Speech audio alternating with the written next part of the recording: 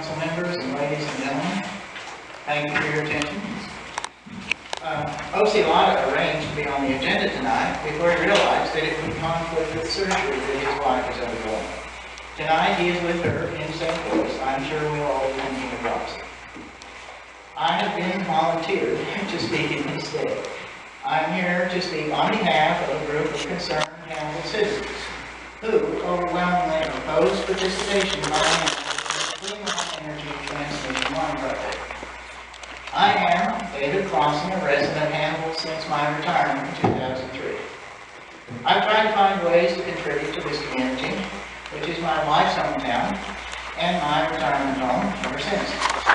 My interest in energy issues led me to being a member of the Hannibal Citizens Energy Conservation Committee, a group formed by Don Willis, the manager of BPW prior to the current manager, Bob Stevenson. While that committee was active, I attended many BPW board meetings. At that time, the board was not as much in the public eye as it is today. Reporter Danny Henley and I were the only two audience members. Today, various actions of the board have gotten much larger public attention and scrutiny. There are citizens of Hannibal who are deeply frustrated over the large amounts of money that Hannibal has been required to pay as a result of their participation in the Prairie State Power Plant, from which we have yet to receive 1 single electron of electricity. Public frustration has greatly increased in the months since BPW implemented the change from using chlorine as a disinfectant to using chloramine in our water. And now, when public confidence in this arm of government is regrettably at an historical low, we must address yet another issue that has generated huge public reaction and resistance, not only in Hannibal, but across the state of Missouri. This is the topic that is officially on the agenda tonight, the proposed clean energy line electricity transmission line. The facts and issues here are many and complex, and could consume the remainder of the evening. I will do my best to be brief. OC and I are both members of a citizen advocacy group that has examined the proposed participation of Hannibal in this project. The members of this group are overwhelmingly opposed to Hannibal participating. We were relieved and pleased when the Hannibal Board of Public Works moved in a recent meeting to table further action on this issue. However, subsequent to that meeting, the BPW manager, Bob Stevenson, has indicated in our newspaper his continued advocacy for such participation. I acknowledge that at the broadest possible level, from the 15,000-foot level, as they say, it is necessary and probably inevitable that some transmission method be established to get energy from wind farms in western Kansas to customers that need electricity in Illinois, Ohio, and points east. But it is also said that the devil is in the details. And here we have many details, and you might say many signs of the devil. I'm doing my best to present facts accurately. If anyone knows of a factual error that I make, please correct me. I have heard concerned individuals talking of issues of unsightliness, of restrictions on farming directly under or near the lines, and of the threat to use eminent domain to establish a corridor for this power line. The immediate pressing issue for the company, Clean Line Energy, is that their initial application to construct this line across Missouri was denied by the Missouri Public Service Commission. A major reason given to justify this denial is that the Commission did not see any customers in Missouri or any benefit to Missouri residents. I acknowledge that the accuracy of this conclusion is hotly debated by various advocates for the line. Nevertheless, Clean Line Energy is very eager to approach the Public Service Commission again with a customer in hand. Pardon me if I'm facetious, but we could become Hannibal the hamster, or guinea pig, or Exhibit A for Clean Line Energy. For reasons that I do not fully comprehend, both the President and the Manager of the Board of Public Works have chosen to call me and discuss at length on the telephone their reasons to advocate that Hannibal participate. They both suggested that Clean Line Energy is so eager to have a customer that we could probably close a deal guaranteeing Hannibal electricity at an extraordinarily low rate for a long time into the future. As I understand their conversations, there are two proposals that were on the table. One involves purchasing electricity from Clean Line Energy. A minor complication here is the fact that Clean Line Energy does not own any electricity. A second proposal envisions Hannibal purchasing some fraction of the transmission lines themselves. A minor complication here is the fact that the Missouri Constitution prohibits any unit of government from purchasing a portion of a private company. It is my understanding that BPW has hired an attorney who practices in Columbia, Missouri, to assist them in possible negotiations. The minor complication here is that the Hannibal City Charter specifies that the city attorney, so I'm up here a minute ago, right here, yeah, right there it is, specifies that the city attorney be the only attorney hired under normal circumstances, and only you, the members of the city council, are authorized to hire another attorney to assist. We seem to have one complication piled on top of another, piled on top of another. Another issue that has been raised is speculation that Clean Line Energy may not be the appropriate partner. They have never built a power transmission line before. They may be the target of a takeover by some other corporation.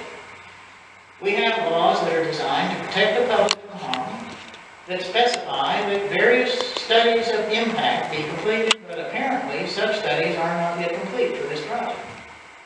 I could go on and on, but let me just say that in summary, our group opposes this mission. A very astute and politically seasoned observer in our group suggested to me that we should also emphasize the absolute necessity for open meetings on this topic. As circumstances change and we are approached again, you do not know, BPW does not know, and the public does not know what conditions might evolve. But ideally, we should all find that out and consider new proposals together in open meetings.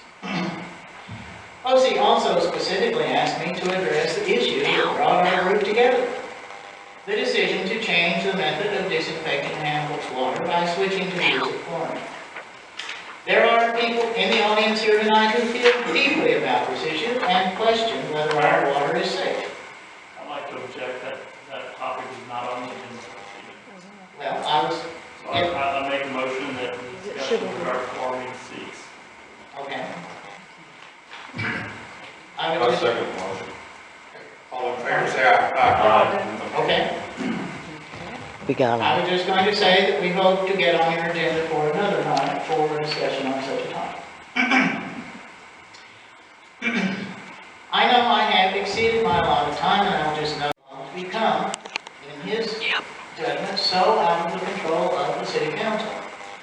And he also asked, why are there some elected members of this council who support actions of the board that are in fact angering many of their own constituents? So, I thank you for your patience and attention. All right, thank you very much. Okay? And tell them, who say I am sorry to hear about it. I will do that. Thank you very much, Your Honor. I did bring additional copies of what I said, if any of you want to have them.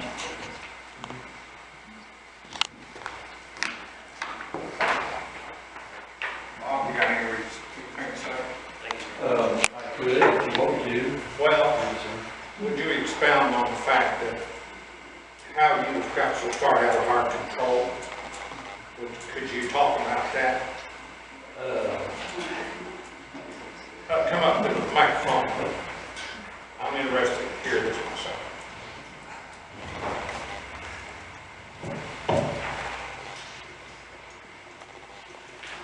Is this part of what was voted on by the public years ago, that your board is a board separate from the city? Well, true. I think board activity is perfectly in line with the charter. We bring reports of business to the council when we think it's appropriate, when you ask for it. I don't know how to answer that charge, really. The board meets in our offices, open public meetings.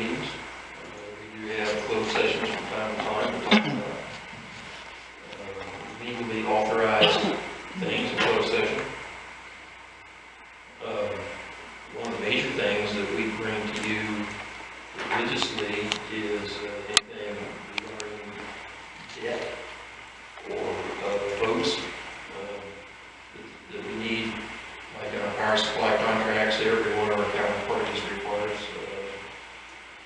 board approval, or council approval of those things, even though legally the charter doesn't require that. So, you know, I'm a little bit puzzled. What else we can do to Okay, I just wanted, they asked a question, and I couldn't get the answers, so I wanted you to get the answer. Chris? Is there any way that I could speak for just a moment? I prefer to limit this to the ones that spoke. I think it pertains to exactly what we're talking about. All right, come on up here. Okay. I'll give you Sorry. a couple of minutes. but Okay, I don't I'll want be very to quick. belabor this question any longer. I'll be very quick. Thank you for letting me Okay, do state this. your name and My name is Christine Stokely. I'm from Hannibal. I was at the last Board of Public Works meeting on February 16th. It was brought up, and I was the person who brought it up about the venture with Ralls County. And I did ask Bob, or I addressed whoever was there, I asked them, how can the people handle, now, my understanding is nobody handled me this, but I certainly didn't, that the venture with going in with Ralls County and building a water plant together because they have water. I was told by Bob Stevenson, and I've got witnesses, that they checked it out and there was not enough water. Well, I can tell you, we have been in contact with Ralls County, and that is not true. They do have the water, and I think that it was a reasonable thing that the city of Hannibal and the citizens should have known about this. So that I feel like I was kind of legal right. All right, Chris, That's what thank felt. Mr. Lemons, as far as how the attorneys they hire, are they right to hire attorneys? Are they breaking the charter? Or what are they doing? The charter doesn't say that there. The charter says there is one city attorney. There may only be one city attorney. That city attorney is chosen by the council. The council can choose to discharge me anytime by a majority vote. It provides that you may set my duties and the requirements by ordinance. However, there is absolutely nothing in the charter which says either you or the Board of Public Works cannot hire an attorney for some special representation if you so choose. The person that is claiming that is not a person upon whom I would rely regarding his legal basis. In fact, specifically, Section 10.04 says, nothing in this charter shall prevent the council from employing special or additional legal counsel and describing the terms of such employment. Those are not words of limitation, those are words of grant, and that is to make it very specifically clear that nothing in the charter is to ever be construed that you have to require that the city attorney represent you in all legal matters. That has never been the custom in this city. Anytime there is a need to hire specialized legal counsel, that has always been done. Finally, in regard to the board is a wholly owned, separate entity of this council. They are created by the charter to run your asset, which is all of your transmission lines, et cetera, et cetera, et cetera. However, they are a wholly owned subsidiary of this entity. There is nothing that, in fact, that says that they have to use me, the city attorney, for anything. What it does say is that I am to attend all of their meetings. The ordinances in the charter do not state what I'm supposed to be doing there. It just says I'm supposed to be there. It is possible that the intent was I'm supposed to be there to look after the legal interests of the city, quite frankly. However, as you know, what has developed as custom is that the board pays a portion of my salary, and I'm considered to be their attorney as well as the city's attorney. However, once again, there's nothing in the charter which says the board may not hire separate legal counsel. Mr. Mark?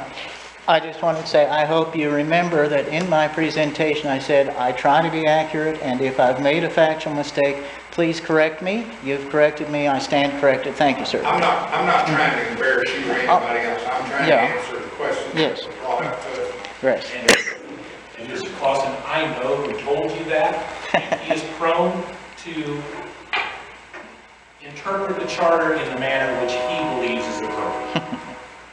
A couple of things about the board. The board members themselves, the 4 board members can be impeached by resolution, but once they're appointed, they operate autonomously. You all know we don't approve or review or approve their budgets. They're completely separate and autonomous. They are a separate company within our organizational structure. The board members themselves can be approved, but they hire the general operations manager as well. So it's always been like that. It's not unusual for people to call me if they have a water line problem or they want to ask about utility rates. It happened just last week. I typically refer them over to the board. I can help, I can, if it's technical, I typically refer them to the board. A lot of people don't understand that the city and the board, they may be umbrellaed under the same organization, but legally they're very separate in their autonomy and authority. That's not changed. Josie Latta asked that question. Mind, Mr. Lagars, you said it is possible to bring impeachment. Is that, who can do that? Is that the city council that can do it, or can the public do it? Members of the Board of Public Works may be removed from office by impeachment by resolution of the council, Okay, adopted by a vote of 5 members of the council. thank you, So it would be the councilman. thank you. Typically, that's moral turpitude type of thing. I hope I cleared up some of the confusion. You have, sir? Whatever. You have, sir? I knew that you wanted to ask some questions. I wasn't trying to be smart when I said that, but I just referred to the ones that. I appreciate that, Your Honor. I'm just trying to keep both sides happy if I can. All right, thank Okay. thank you. Well, thank you very much for coming. Nice to see you again, Mr. Clausen. Thank you. And we will move on. Kristen Doyle.